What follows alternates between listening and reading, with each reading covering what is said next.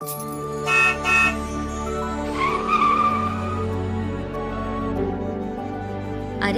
हाय रमेश, कैसे हो तुम? अरे मैं तो ठीक हूँ सुरेश, तुम कैसे हो? हाँ हाँ मैं भी ठीक हूँ। तो यहाँ आना कैसे हुआ? अरे वो ना, मेरे रिश्तेदारों के घर में एक शादी है, इसीलिए उनके शादी के लिए जरूरी सामग्री लेने यहाँ आया हूँ। अरे ये तो खुशखबरी है यार, आओ आओ आकर जो लेना लेके जाओ। तब सुरेश लगभग सुपरमार्केट में मौजूद सामग्री में आधा उसकी गाड़ी में डालकर वहाँ से चले जाता है। अगले दिन आकर उससे कहता है कि वो पैसे लौटा देगा, और क्योंकि सुरेश रमेश का बचपन के दोस्त था, वो सुरेश की बातों पे यकीन करता है। और इतना ही नहीं, उसे बहुत खुशी होती है सुरेश उसके दुकान से इतने सारे सामान ले जाता है।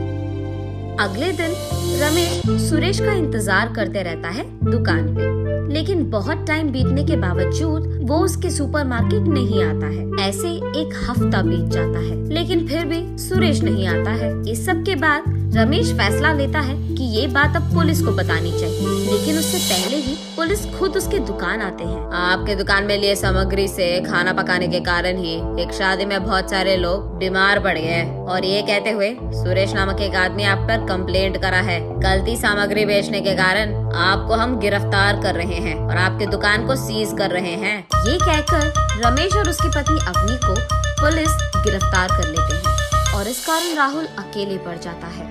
कुछ दिन बाद खाने के लिए खाना ना होने के कारण और हाथ में पैसे भी ना होने के कारण और माँ बाप को बाहर कैसे लाए, इस सोच में पड़े राहुल रोड पे इधर उधर घूमते रहता है। ऐसे कुछ दिन बीत जाते हैं। राहुल फैसला करता है कि ऐसे खाली बैठने के बजाय कुछ काम कर लेते हैं, कम से कम पैसे तो मिल जाएंगे। तब उसे उसके ही उम्र के कुछ लोग सड़क पे मौजूद कचरा और प्लास्टिक बोतल उठाते हुए दिख जाते हैं। तब वो उनके पास जाकर उसकी परिस्थिति समझाता है और कहता है कि उसे कोई काम दिला दे। तब वो लोग, ठीक है, तुम भी हमारे साथ कचरा उठाओ और शाम में तुम्हें वही बेचना होगा जहां हम बेचते हैं, तभी तुम्हें पैसे मिलेंगे, ऐसे कहते हैं। ये बात मानकर राहुल भी उन बच्चों के साथ ही सड़कों पे घूमते हुए कचरा उठाकर शाम होते ही उन्हें एक दुकान में बेच देता है। वहाँ से कमाए हुए कुछ ही पैसों से वो सड़क पे मौजूद कुछ खाना खा लेता है और उसके बाद उसके घर वापस जाकर वो सो जाता है। ऐसे कई दिन बीत जाते हैं। सारा दिन काम करने के बावजूद जो पैसे वो कमाता है, उससे तो वो एक समय का खाना भी ठीक से नहीं खा पाता। आधी भरी पेट से ही सोता था राहुल। ऐसे ही एक दिन हमेशा की तरह राहुल सड़कों में घूमते हुए कचरे को उठाते हुए रहता है। तब उसे सुरेश एक पान शॉप में नजर आता है। उसे कुछ दिन पहले उसके दोस्त से पता चलता है कि वो पान डब्बा सुरेश का ही है। तब राहुल को पूरी बात समझ आती है कि सुरेश उसके पापा के दुकान से सामग्री उठाकर उसका एक खुद का दुकान लगाकर पुलिस को झूठ बोलकर अपने पापा को फंसाया है। तब वो ठान लेता है कि सुरेश को कुछ भी करके सबक सिखाना ही होगा, लेकिन वो इस सोच में पड़ जाता है कि वो सबक कैसे सिखाएगा। ऐसे सोच में पड़े वो सड़कों पे कचरे के लिए ढूंढते ढूंढते एक अमीर वाली गली में चले जाता है। वहाँ उसे कई दिनों से बिना सफाई के एक बड़ा कचरे का ढेर दिखाई देता है। उसे देख वो सोचता है, हाँ, कम से कम आज तो मुझे बहुत कचरा मिलने वाला है। ये कहकर वो उसके काम आने वाली चीजों के लिए ढूंढते रहता है। तब उसे पैक किया हुआ एक बड़ा सा पार्सल दिखाई देता है। उसे फाड़ने के बाद उसे पता चलता है कि इस पैकेट पे तो सारे सच्ची कड़क नोट्स हैं। और बस राहुल की खुशी का तो कोई सीमा नहीं था। वो एक बार उसके आमने सामने छान मार लेता है और कोई नहीं रहता है। तब वो जल्दी जल्दी सारे नोटों को उसके बैग में डाल देता है और उन पैसों को वो उसके घर में संभाल के छुपाता है। उनमें से थोड़ा पैसा वो अपने बैग में डालकर उसके कचरा जमा करने वाले दोस्तों के पास जाकर, अरे सुनो, हमें उस सुरेश को ना पुलिस के हवाले कर देना होगा, पकड़वा देना होगा उसको, और उसके लिए मेरे पास एक उपाय है। मेरा कहा मानकर तुम लोग भी पुलिस के पास ऐसे ही कहो, ठीक है? ये कहकर वो उन सबको जो करना है समझा देता है।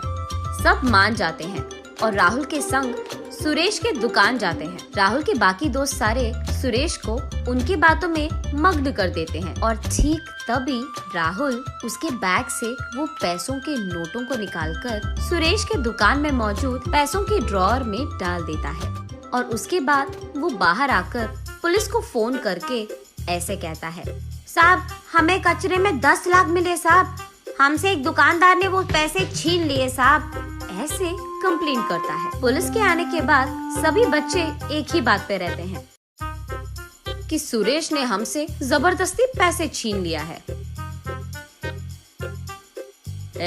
सुनो, पैसे खींचकर कहाँ छुपाया तूने? सर ये लोग तो झूठ बोल रहे हैं, मैं उनसे क्यों पैसे लूंगा?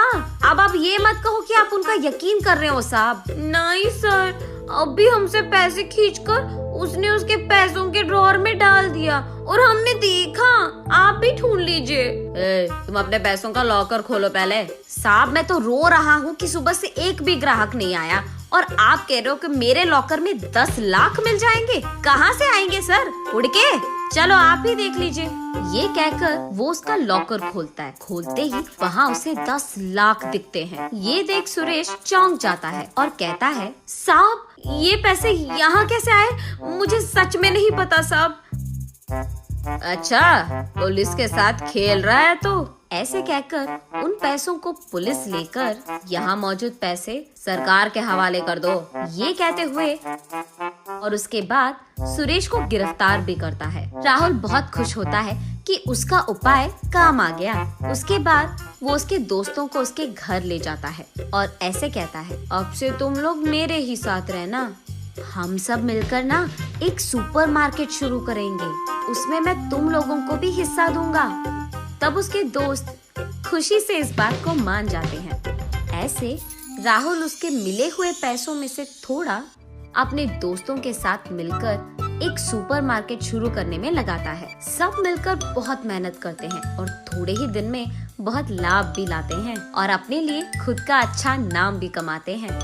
कुछ दिन बाद वो अपने माता पिता को निर्दोष साबित करता है और उनको जेल से बाहर निकलवाता है। राहुल जेल से बाहर आने के बाद रमेश और उसकी पत्नी अवनी अपने बेटे की तेज बुद्धि, होशियारी और अच्छाई को देख बहुत गर्व होते हैं और इसलिए जो भी उसके साथ खड़े थे उनको भी उसके व्यापार में हिस्सा देते हैं और इतना ही नहीं, उन सबको अपना भी लेते हैं और ऐसे सभी खुशी से जीते हैं।